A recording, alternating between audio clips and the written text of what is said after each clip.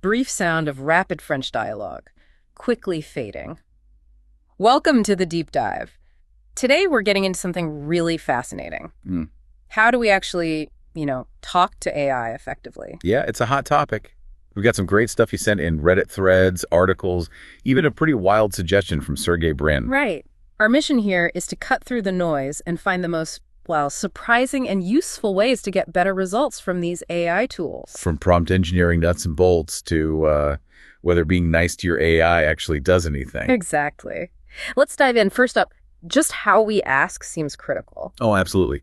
The folks over at Reddit's Our Prompt Engineering, they treat it like actual engineering, right? Applying principles to the inputs for things like GPT or Midjourney. Which tells you straight away it's not just about asking a simple question. No, not at all. They stress that the way you word things is super important, as they put it. It affects speed, quality, everything. And they pointed to another subreddit, to our chatgpt prompt genius, for finding top-tier prompts. It's becoming a real craft. It really is. Yeah. And that leads us to something a bit unexpected. Politeness. Politeness towards AI. Yeah. There was this article, La politesse envers l'IA, looking into why so many of us say please and thank you to machines. Okay, I can kind of see that. Why do we do it? Well, two main reasons came up. First, it's just habit, social conditioning. About 60% of people surveyed said it just felt more pleasant. 60%. Wow. Yeah. So we're just being nice at a habit. Pretty much. And the second reason, people think it works better. Okay. So they believe being polite gets them better answers. Exactly. Around 45% felt to improve the quality. But interestingly, the engineers behind these things say the algorithms don't care. Politeness doesn't factor in. So it's more for us than for the AI. Makes sense. But then you get conflicting advice. Elaine Gowdy's blog post on prompting in 2024, he basically says skip the pleasantries. Really? Just get straight to it? Yeah. No, please. No, thank you. He argues from his experience, being direct is often better, which honestly is how I've approached it for a while. So a real tension there between our social instincts and maybe pure efficiency. Definitely shows how new this all is. And speaking of unexpected, how about threatening the AI? Wait, what? Threatening it? You can't be serious. I know, sounds crazy. But this article, Menacer lié pour de meilleurs résultats, brought up Sergey Brin's comments from the All In podcast. The Google co-founder, what did he say? He claimed that AI models, not just Google's, apparently tend to do better if you threaten them. He even mentioned, threatening physical violence, saying you'll kidnap it. Kidnap the AI? That's wild. He must have been joking. He called it a bizarre phenomenon himself, something not really talked about much. Okay, but how could that possibly work? It doesn't feel threats. Well, Patrick Billinger's article offered a more, let's say, grounded take. The idea is if you use urgent or demanding language, the AI might interpret that pattern, based on all the human text it learned from, as needing a really detailed, precise answer. So it's not emotion, it's pattern recognition. This kind of language usually precedes a request for a very thorough response. Kind of like that, yeah. It's associating the style of request with a certain type of expected output. Did the article mention if people actually tried this, on Reddit?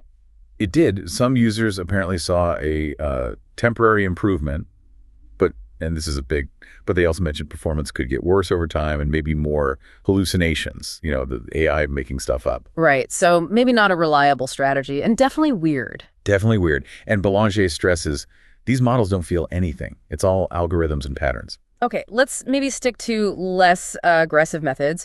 Elaine Gowdy's article also talked about more established advanced techniques. Yes, much more practical stuff. He covered several useful ones, like Ask Me Anything or AMA. How does that work? You basically ask the same complex question in a few slightly different ways, then combine the answers. Gets you a fuller picture, say, for the causes of World War I. Okay, multiple angles. Smart. Yeah. What else? Chain of thought code. You ask the AI to actually show its work, its reasoning steps, especially for problems like math. Helps with accuracy. See how it got there? I like that. And least to most, which is breaking down big topics into smaller, simpler questions first, like explaining photosynthesis starting really basic. These all sound like ways to guide the AI more carefully. Exactly. Giving it structure. He also mentioned few-shot prompting. That's where you give the AI examples right in your prompt, like showing it examples of positive or negative reviews if you wanted to do sentiment analysis. Providing context makes sense. And directional stimulus prompting, using keywords as hints to nudge it the way you want. Gowdy had some general tips too, didn't he? For better prompts overall. Yeah, quite a few. Things like specify your target audience, use do instead of don't. Keywords like think step by step. Simple, direct instructions. Right. Using delimiters to structure data, formatting prompts clearly with headings like hashtag tag instruction, hashtag tag tag, providing examples like we just mentioned with FewShot. Any other surprising ones? Well, besides saying politeness isn't needed, he mentioned things like telling the AI, you will be penalized if it fails. Penalized? Really? Apparently it can work. Next. Also, assigning it a role, like you are a marketing expert. And another weird one, adding, I will tip XX dollars for a better solution. Tipping the AI, seriously. Okay. Seems counterintuitive, but some find it effective. And just breaking down really big tasks into smaller conversational steps. Wow. Okay, so prompt engineering is definitely more art and science than you might think. It's about structure, clarity, and maybe some psychological nudges. It really seems that way. And speaking of Bryn, that All-In podcast discussion also touched on him coming back to Google, right? Because of AI. Yeah, he said it was this huge moment in computing, moving incredibly fast, even faster than the early web. They talked about Google's Gemini model, too. And he sees AI's real superpower as doing things at a scale humans just can't, like analyzing thousands of search results deeply. Makes sense. They also touched on future interfaces like voice and maybe AR. And that ties into what the Rude Baguette article mentioned about him wanting people back in the office. Right. He thinks that in-person collaboration, those spontaneous chats, are key to winning the race for AGI, artificial general intelligence. He seems to think Google can get there. Big ambitions. So wrapping this all up, it's pretty clear that interacting with AI is, well, complicated and evolving fast. Definitely. We've seen the need for careful prompting, the whole debate about politeness, and even these really out there ideas like simulated urgency or threats. It highlights that prompt engineering is a genuine skill now, you know? Understanding how to talk to these systems is key to getting the most out of them. Absolutely. It's about learning their language in a way. So we really encourage you listening in to maybe experiment a bit. Think about these techniques. Does politeness help you? Have you tried being super direct? Yeah, play around with it. Which brings us to a final thought to leave you with. Given all these weird tricks, politeness, threats, tips, what does it actually mean to communicate with an intelligence that works so differently from us? It's kind of mind-bending when you think about it. It really is. Something to chew on.